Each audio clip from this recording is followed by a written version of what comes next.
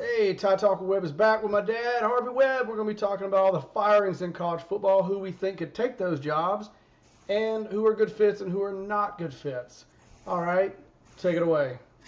Okay, there is a bunch of big time jobs open right now, um, mainly Florida and LSU, uh, Penn State. LSU, I think, is one of the best jobs in the country because you don't have to recruit outside of your state. It's just loaded with talent. Mm-hmm. Um, as far as the Florida job, they have problems internally, and the coaches have a coaching tree where they talk all the time to each other, just like they do in high school ball. All of those coaches are friends. They talk on the phone constantly, and I know that from when I was a sports reporter. So the coaches know that there's a mess at Florida. So I don't know how great of a job that is. You're basically answering to boosters and trying to please one person, much less 50 of the high rollers. That's going to be very difficult.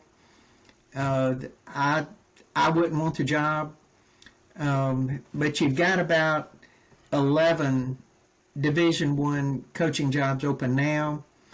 I don't know if Auburn is going to make a change before the end of the year or even when the season's over. I'm not sure about Florida State. My Florida State buddies at work, they keep up with it closely, and I asked them if they let go of the head coach, would Malzahn be moved up to head coach? And they said no way, they didn't want him. So now you've got a large number of schools. Some of them are big name jobs, but you have a small talent pool that would be able to fit those programs because they're such high profile and such pressure cookers. Mm-hmm. I don't know how this year is going to shake out and what coaches are plucked from other schools.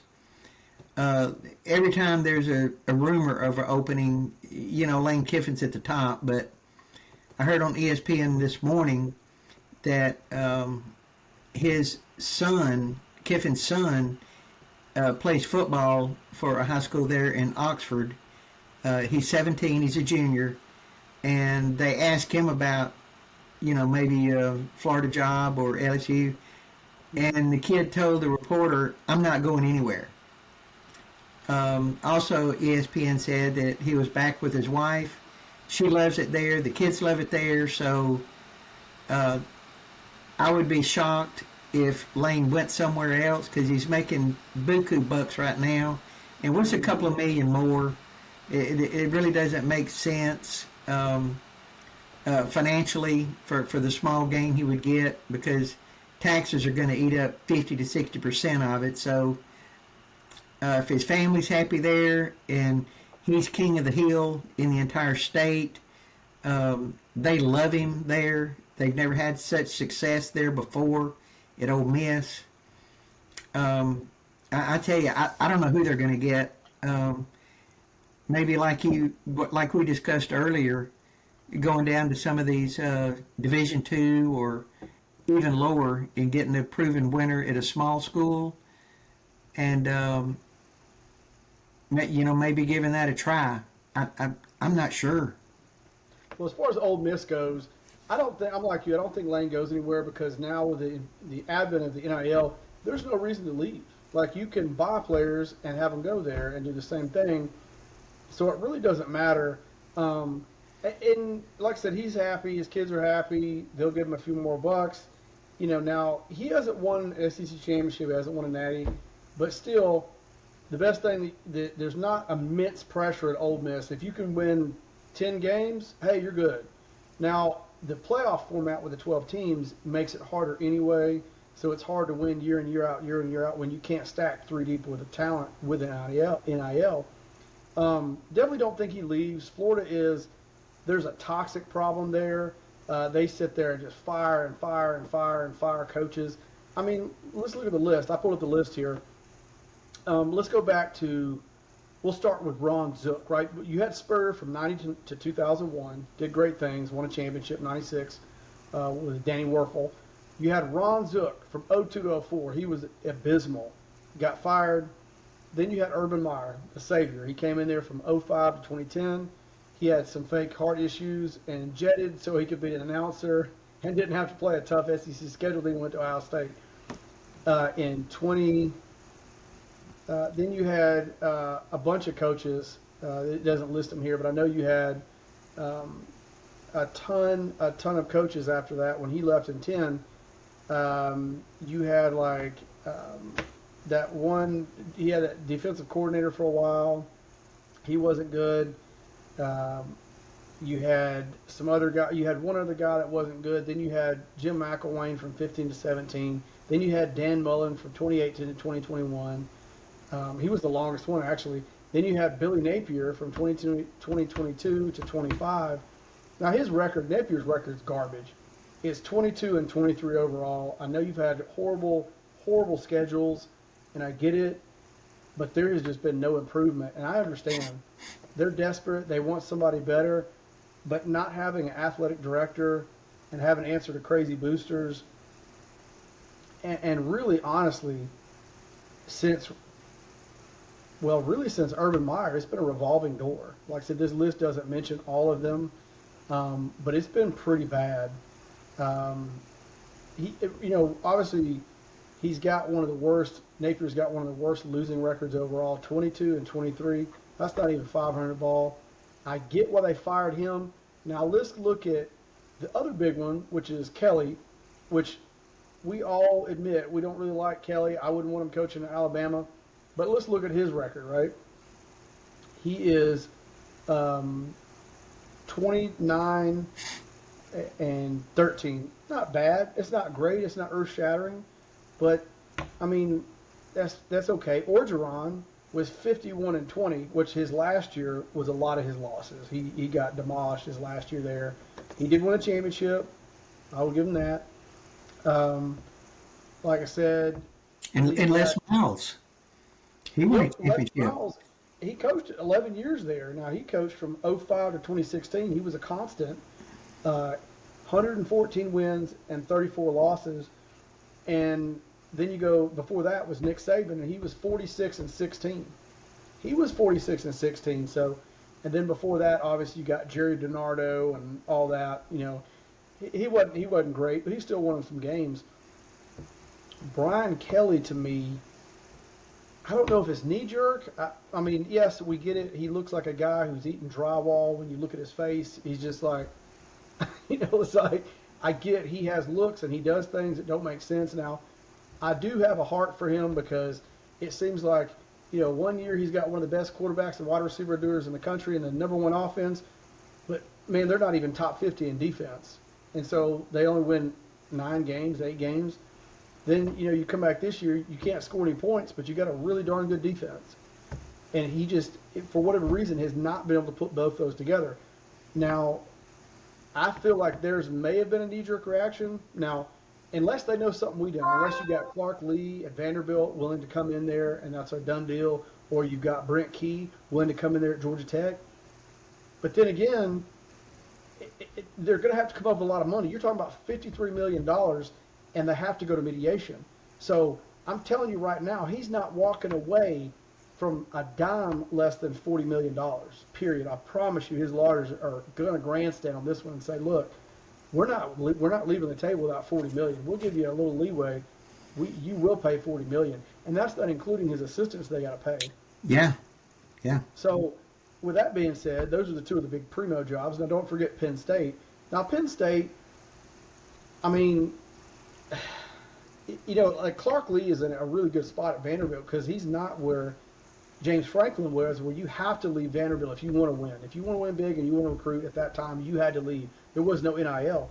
Now you've got NIL. So what's the reason to leave Vanderbilt? You win 8 games there, even in the current system we're in with NIL, you don't have to go nowhere.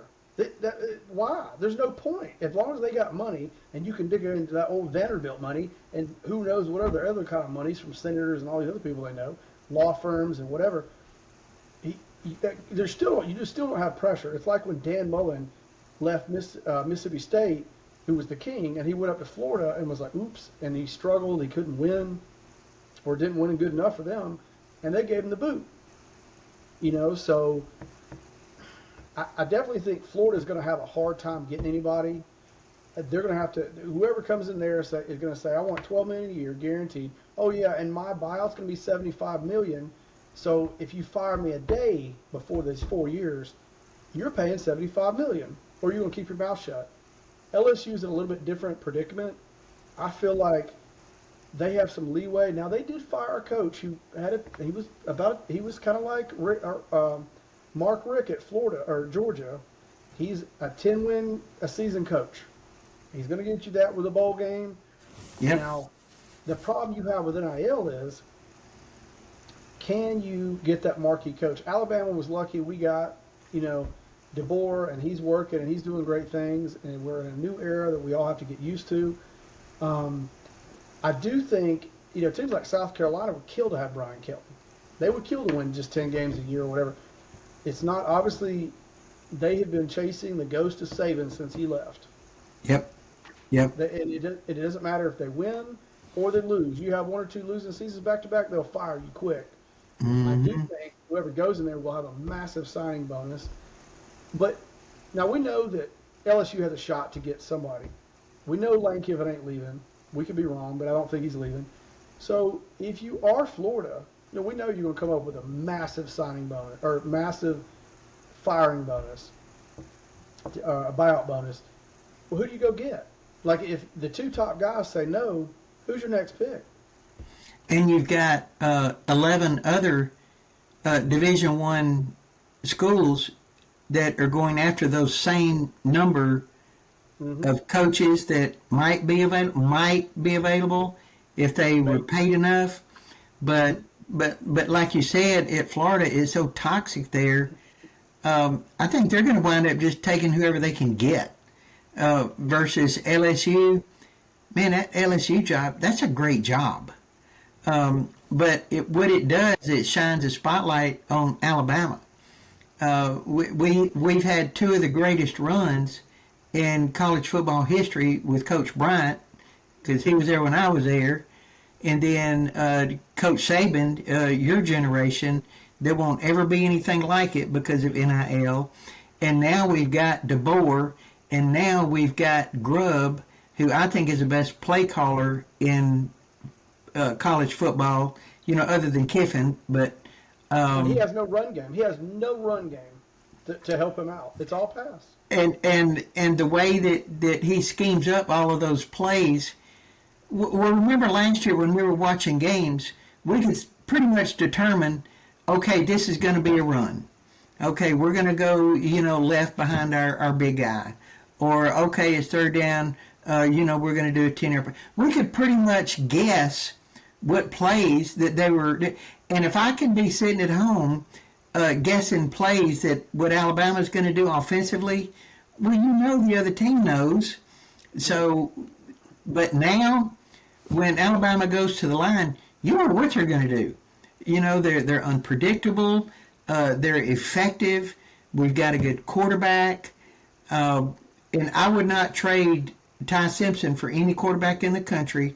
I would not trade DeBoer for any head coach in the country. And I would not trade Ryan Grubb for any offensive play caller, offensive coordinator in the country. So what this does is just make me feel grateful that Alabama is in a great position for long-term winning. And these other schools, you've got 11 right now, not counting the recruits at those schools that are going to be leaving at the end of the year because they don't know who their coach is going to be. They don't know who their position coach is going to be. And if I'm a student there and I don't know what's going on and Alabama calls me and they're going to pay me the same amount of money, buddy, I'm packing my bags that night and headed to T-Town. Texas, Ohio State, any of these schools, like I said, you're going to see, because we know Florida's not going to get a marquee name. I'll be shocked if they get any marquee name. Like I said, teams like that, you might as well just go to Division II and say, okay, who's the longest term, most winningest coach, and then go poach another coach that was like a top offensive coordinator that's doing great, poach both of them for a bargain basement price, or Division III, because a Division one guy is not going there that's great. It already has a program up and running with NIL. One and two, if he does, he's going to want you better back the brink truck up to his door, and then you better have about a $75 million buyout clause. So you look at that, and let's look at this. Right now we've got top guys. Let's look at this. According to ESPN, you got Billy Napier. He got fired, which his buyout wasn't much. Well, I say much, it's a lot to me, but $21 million. You got Mike Gundy at Oklahoma State. He got fired the 23rd of September. His is only $15 million, so they're looking for somebody. Sam Pittman at Arkansas, he got fired. Bobby Petrino is playing for that job right now, which I think he'll get that one, to be honest, because that's a home run for them. That's a good one. Brent Fry, he got fired September 14th from Virginia Tech.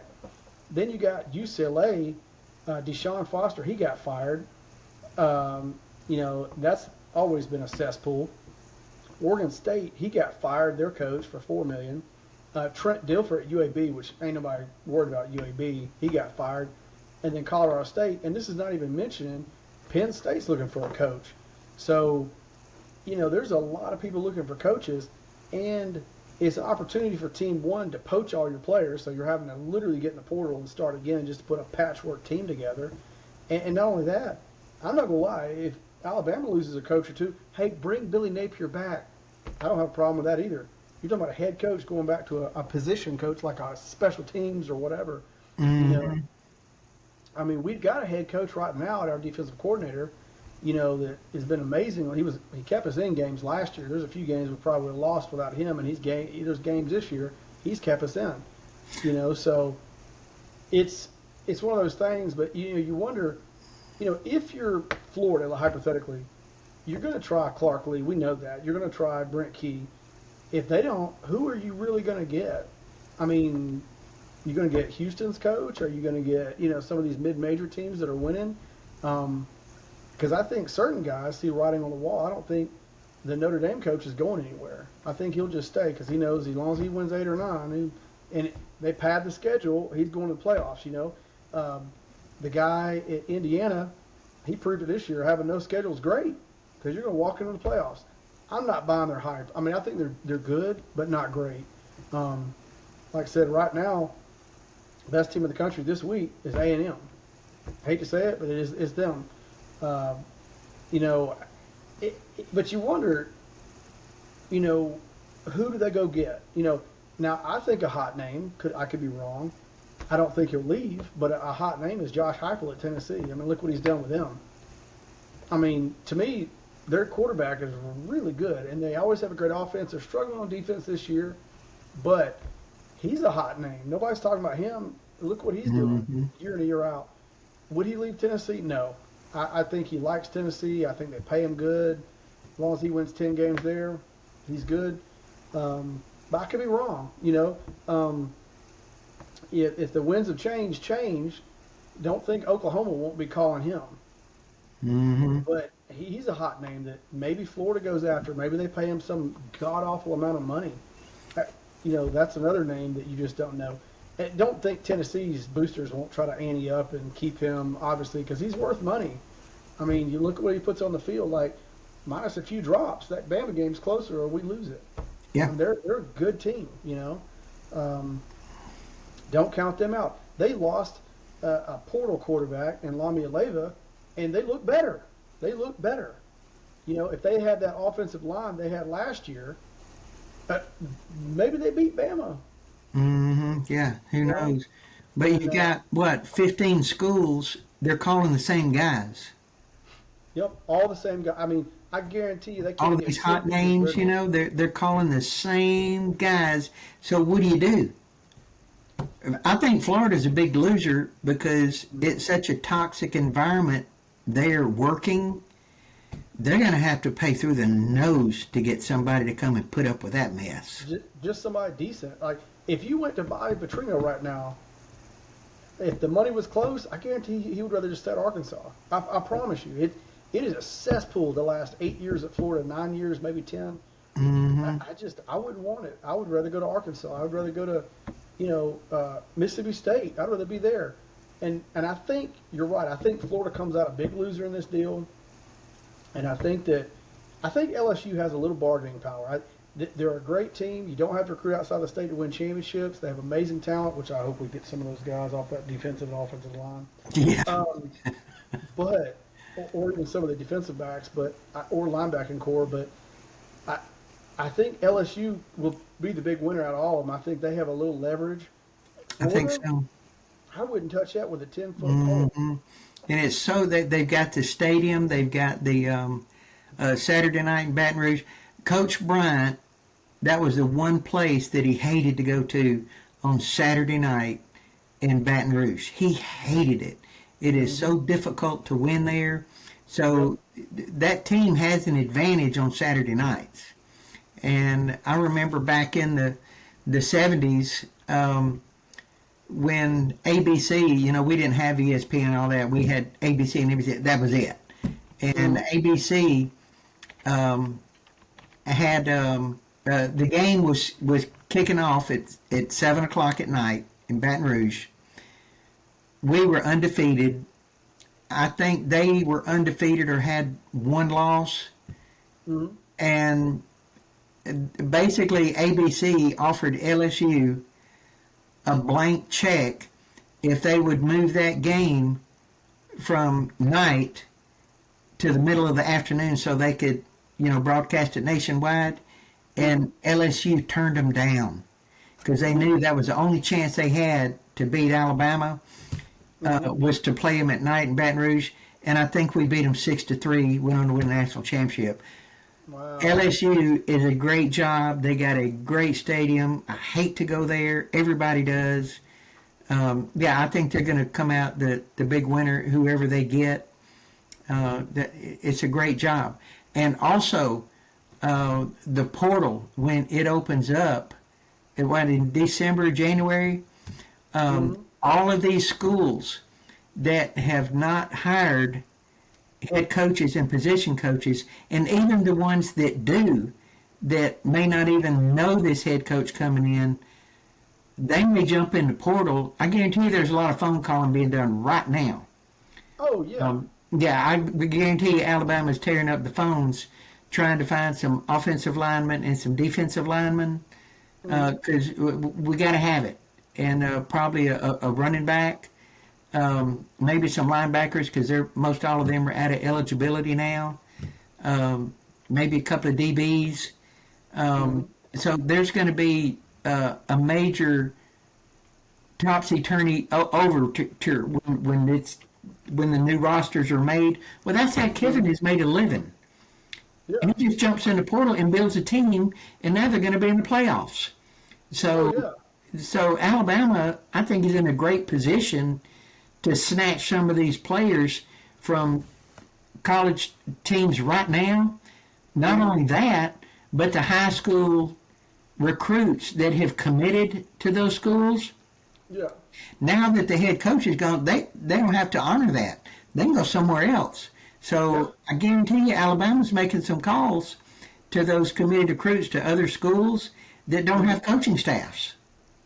Oh, I'm sure, yeah. And especially Florida. He wants to play there with that mess they got going on. So I think Alabama's roster is going to see a bunch of changes for the better. And I think we'll be better next year than we are right now because of all those additions. But we don't know we truly don't know if Simpson's going to come back. He may be hot and be a top 3 pick, and he may go. We may have a new quarterback, so it just depends. 2 hot names, I think, are Chris Kleinman. He won 4 natties at North Dakota State, or even Larry, if I'm saying his name, Larry Keres. He won 11 national championships at Mountain Union. You can't tell me those guys can't win. Go get you two. Florida could go get two coaches right now, two of the top tenured coaches at these Division II and Division III, the most winningest ones right now, for a bargain basement price, and that may be a home run hit for them. They may keep that coach for 10 years or whatever, because just trading around guys at Division One it's still a gamble. Like I said, even when you hired Kirby Smart to Georgia, that still was a gamble. You don't know. And I know everybody now is like, well, we just want a home run hit. Well, look at all these programs that have been winning that have done exactly what I'm saying. Like, look over there at, like I said, Indiana. They can't get marquee coaches, but they're going to get the best 2 in Division III coaches. They're going to get the best, folks. So they have whatever they're doing to get those guys. Maybe Florida needs to look at that. Maybe they need to go look and say, okay, hey, when you hired these 2 coaches back to back that are winning, what'd you do? Where did you find them? DeBoer, he was a Division II and III guy. Mm-hmm. Go find those guys. Brian Kelly was a Division II and III guy.